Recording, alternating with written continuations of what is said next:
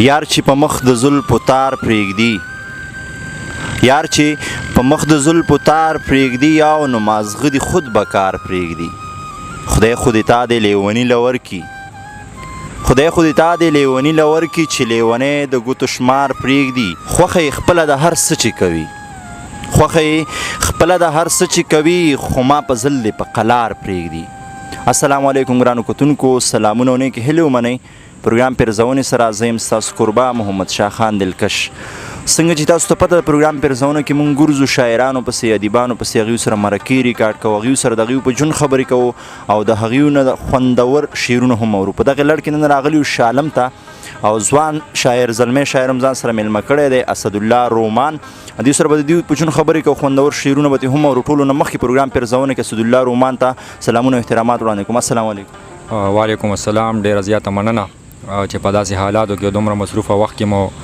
مونږ له وخت راکړو ستاسو ډېره زیاته مننه اسدالله رومان دې کې شک نشته ډېر ملګري به لرئ ډېره پېژندګلو به لرئ خو د پیرزونې مینوالو سره خپله پېژندګلو وکړئ چې اسدالله رومان څوک دی او کوم ځای سره تعلق ساتي زما نوم اسدالله دی تخلص مې رومان دی او علاقه د وزې کې شالم کلي کې اوسېږم صحیح رومان صاحب څومره وخت نه د ادب سره تړون لرئ تقریبا کال 2007 نه شاعري کوم صحیح او د شاعرۍ په دې دنیا کې مو څوک استاد شته دی زده کړې د چا نه کوئ شاهد علي شاهد صاحب زما استاد دی او زده کړه مې ترې ډېره کړې یم ده او کومه لګیا یم نو هغه زما استاد دی شاهد علي شاهد صاحب صحیح دې نه علاوه شاعرۍ په کوم سیم له تاسو ډېره توجه ورکوئ غزل باندې په نثر باندې په نظم باندې څه شي باندې مو ډېر کار کړی دی نظم هم څه ناڅه لیکو ټپیزه ټپه خو غزل مې خوښ دی او غزل زیات لیکم صحیح خبرې به هم کو سوالونه به درنه کومه جوابونه به یې راکوئ خو مینهوال به ورکېدو ته نه پرېږدو منځ کې به ورسره شعرونه هم وایي څه به راسره شعر کوئ نن دا یو غزل به ووایم ارشاد چې څه خوږې ترخې کیسې وي چې څه خوږې ترخې کیسې وي راپسې وي ډېر ښه دی څه خوږې ترخې کیسې وي راپسې وي ستاسو چم کې بلها خولې وي راپسې وي ډېر ښه دی او چې په داسې بې وفا باندې مین شوم چې په داسې بې وفا باندې مین شوم دا د چا د خولې خیرې وي راپسې وي او بلاګانو راته ځکه څه ونه وي بلاګانو راته ځکه څه ونه وي چې د خویندو وظیفې وي راپسې وي او ستا کوڅه کې نن زما د ارمانونو ستا کوڅه کې نن زما د ارمانونو څومره ډېرې جنازې وي راپسې وي او مقتده چې زه او ته جدا کړلو رومانه چې زه او ته جدا کړلو رومانه دا د چا سترګې سپیرې وي راپسې وي مهرباني مننه اسدالله رومان صاحب ډېر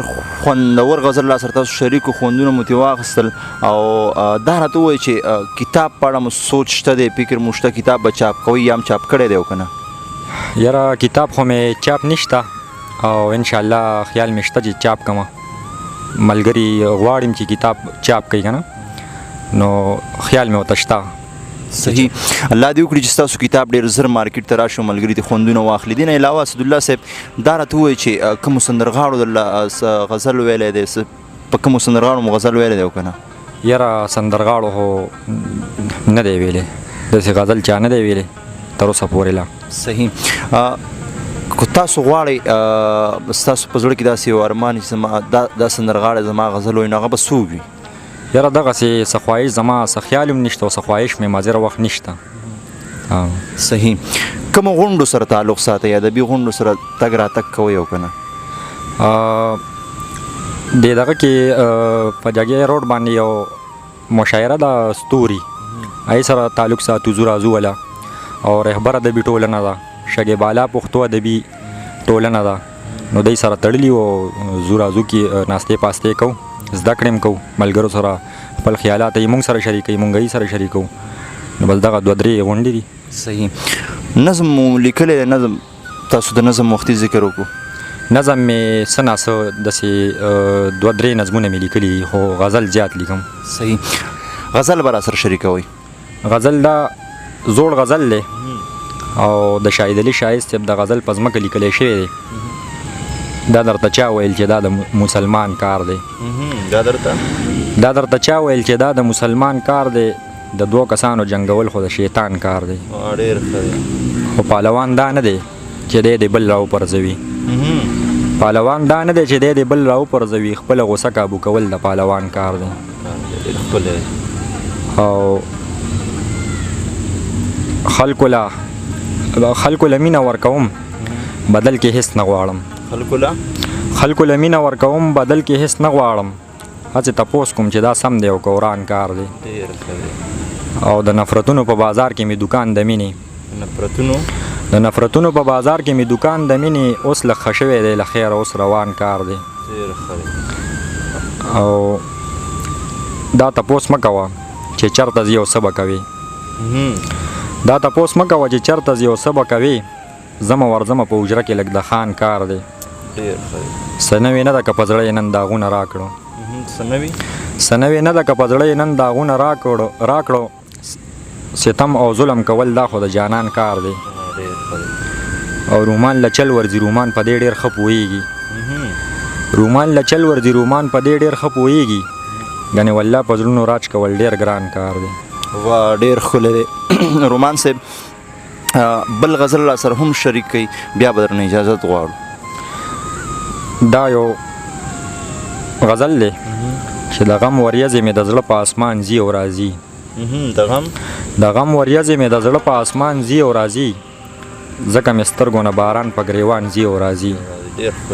او هسې مې وویل چې ماله جانان ځي او راځي. هسې مې وویل چې ماله جانان ځي او راځي.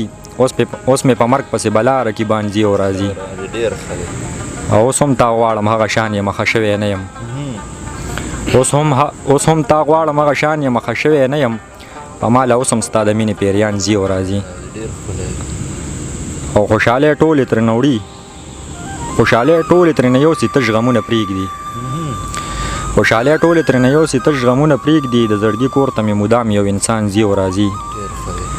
او چې تا به وویني جینۍ صرف په دغه غرض چې تا به وویني جینۍ صرف په دغه غرض. د ورځې لس ځل ستا کوڅې ته رومان ځي او راځي. ډېره مننه. رومان صاحب یو پیغام ورکوي د مینهوالو په نوم یې کوي، بیا به درنه اجازت غواړو. پیغام خو دغه پیغام دی چې په خپلو کشرانو باندې تعلیم وکوئ، ښه تعلیم پرې وکوئ او د هغې ښه تربیت وکوئ. مهرباني. صحیح. رومان صاحب وخت مو راکړو، ناستی مو را سره جوړ کړو، ډېره مننه کوو ستاسو. ستاسو هم ډېره زیاته مننه. خوشحاله اوسئ. ډیره مهرباني ګرانو کتونکو، تاسو پروګرام واورېدو. پرزونه کې را سره نن رومان صاحب اسدالله رومان صاحب مېلمه او خوندور شعرونه مو ترې واورېدو. تاسو به ترې خوندونه اخیستي یاد دې وي چې دا پروګرام د ماجد ورور په مرسته باندې را جوړ شوی دی. هم ډیره مننه کوو او انشاءالله بل پروګرام کې بیا ملاقات کیږي. تر هغې دمه چې چېرته یې ښاد آباد او بریالي اوسئ.